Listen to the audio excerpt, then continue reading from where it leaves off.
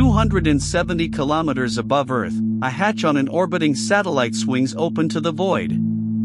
There is no air out here, no warmth, no shield against the raw radiation of the sun. Exposed directly to this killing emptiness are thousands of animals, each one smaller than a speck of dust.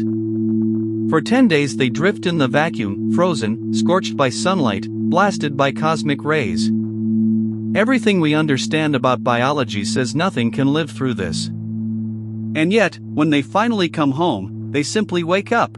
The creature has a name that sounds almost affectionate, the water bear. Under a microscope it lumbers along on 8 stubby legs tipped with tiny claws, its plump body swaying like a bear crossing snow. It is no whiter than a single human hair, a quiet resident of the damp moss on your roof and the sediment of the deepest sea. It looks harmless, even faintly comical. It is, by any honest measure, the toughest animal that has ever existed on this planet. Scientists call it the tardigrade, and for over 2 centuries it has calmly broken every rule of biology. Freeze it to a hair above absolute zero and it endures. Heat it past the boiling point of water and it survives. Dry it into a lifeless husk, leave it for years, then add a single drop of water, and it walks away unharmed. The question that has haunted researchers for generations is brutally simple. How can something this small refuse, again and again, to die? In 1773, a German pastor named Johann Goes pressed a drop of pond water beneath his lens and saw something shuffling across the glass. He called it Kleiner Wasserbar, the little water bear. A few years later an Italian priest and naturalist gave it the name that stuck, tardigrade, meaning slow stepper. They had no real idea what they were looking at. They only knew it was everywhere, in the moss, in the gutter, in the thin film of water clinging to a fallen leaf. Today we know tardigrades form their own ancient branch of the animal kingdom, more than 1,300 species strong. They have colonized almost every environment the Earth has to offer. They ride glaciers high in the Himalayas and endure hot springs that would scald human skin. They carpet the mud of the abyssal ocean floor and cling to lichen on bare Antarctic rock. Wherever there is even a thin skin of moisture, a water bear is very likely already there, feeding, breeding, and waiting. But here lies the first real mystery. A tardigrade needs water to live an ordinary life. It swims, it hunts single cells, it lays its eggs, all within that fragile film of moisture. Take the water away, and any normal creature would shrivel and perish within minutes. Yet the tardigrade's greatest trick begins at the exact moment the water vanishes. For this animal, drought is not the enemy at all. Drought is the doorway. When its world dries out, the tardigrade does something textbooks once dismissed as impossible. It pulls in its legs, curls its body into a tiny barrel, and forces out nearly all the water inside it. Its metabolism slows until it becomes almost undetectable, dropping to a fraction of 1% of normal. This shriveled husk is called a ton. It is not sleeping. By every measurement we possess, it is not even alive. It has stepped outside the border between life and death and quietly waited there. In this suspended state, the ordinary rules simply stop applying. A ton can be cooled to -272 degrees Celsius, a single degree above absolute zero, the coldest anything can theoretically become. It can be heated to 150 degrees. It can shrug off pressures 6 times greater than those crushing the deepest ocean trench. Researchers have revived tons after decades of bone-dry storage in museum drawers. The animal never fought these extremes at all. It had opted out of the contest entirely. For years, biologists assumed sugar held the secret. Many drought-surviving creatures flood their cells with a molecule called trehalose, which cushions delicate structures as the water drains away. But some tardigrades barely produce any of it. Something else was holding these animals together as they dried into dust, something no other animal on Earth seemed to possess. To finally uncover it, scientists had to look directly into the tardigrade's own genes.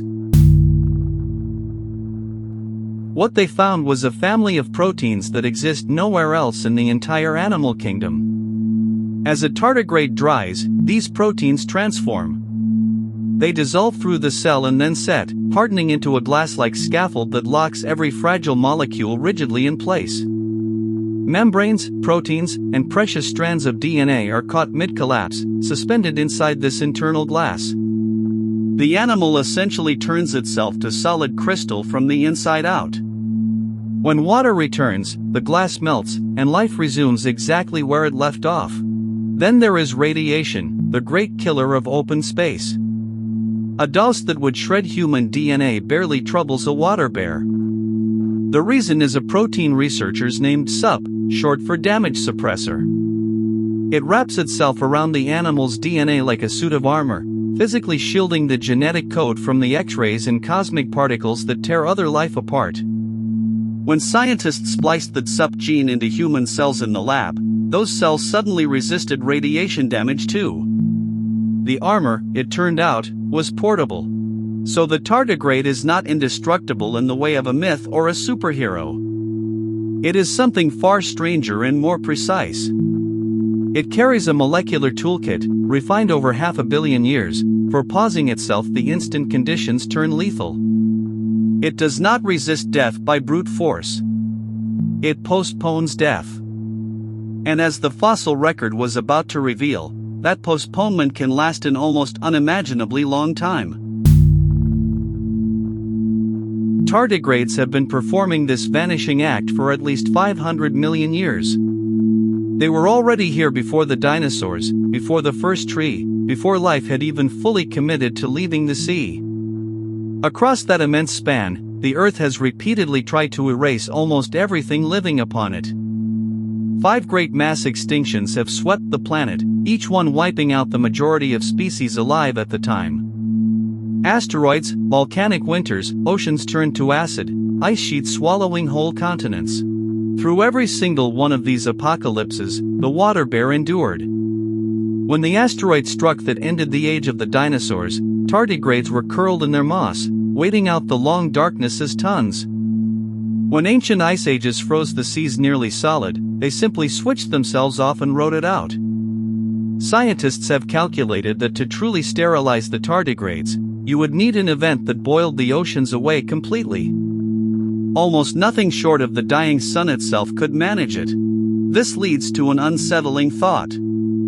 If some future catastrophe ever wiped humanity from the face of the earth, the tardigrades would almost certainly remain, entirely unbothered, in the moss and the mud. They will very likely be the last animals still alive on this planet. Which is precisely why, in the 21st century, one team of scientists decided to send them somewhere no animal had ever been known to survive before. In September 2007, a European research rocket carried a cargo of dry tardigrades up into low Earth orbit. There, a hatch opened, and for the first time in history, animals were exposed directly to open space. No spacesuit, no capsule, nothing at all between them and the vacuum. They faced a near-perfect emptiness that instantly boils away any liquid, temperatures swinging violently between extremes, and the unfiltered radiation of the sun and deep cosmos. For 10 days they orbited the Earth, utterly naked to the void. When the capsule returned and the tardigrades were gently rehydrated, the impossible unfolded. Many of them stirred, unfolded their legs, and simply carried on. Some of the females had even survived carrying viable eggs, which went on to hatch into healthy young. They had become the first animals ever known to survive the raw vacuum of space and live to reproduce.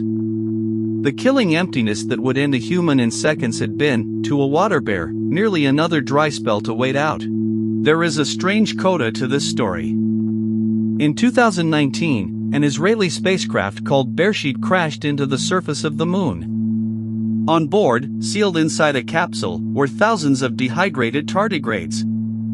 It is entirely possible that they are still up there right now, scattered across the gray lunar dust, waiting patiently in their tons. If so, life from Earth may already be lying dormant on another world, needing only a single drop of water to wake. And yet, for all of this, the tardigrade holds one final surprise, one that turns the entire story on its head. In its ordinary, watery, active life, it is astonishingly fragile. A hungry worm can devour it. A small shift in its tiny pond can kill it outright.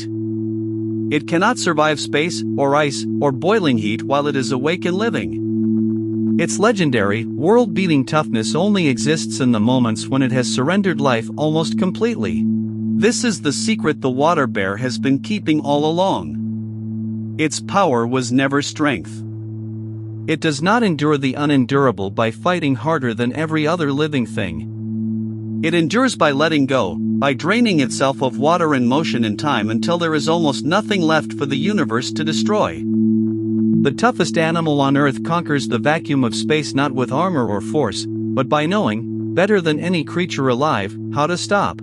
So somewhere above you right now, in the moss on a roof, in the lichen on a stone, an animal smaller than a grain of sand is doing exactly what it has done for 500 million years. It is waiting. And when the last fires of this planet finally burn themselves out, it will still be there, curled in the dust, holding on to the one thing that outlasts everything else, the patience to begin again.